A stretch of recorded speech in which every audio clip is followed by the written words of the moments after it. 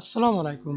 In this video, how to outline text in photopea.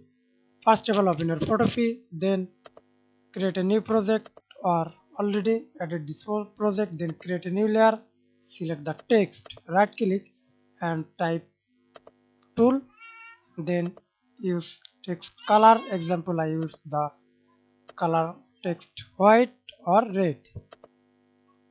Okay, then click and type any text, then select the size text size, move and click this effect, see this stroke. Okay, then double click the stroke. Now we can see this. First of all, click the stroke, then now we can see this. File type color, click the color and added stroke. Example, I added this color black, then outside, inside, center. Best way for use stroke, then center.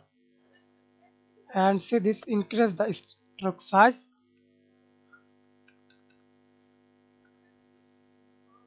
Okay,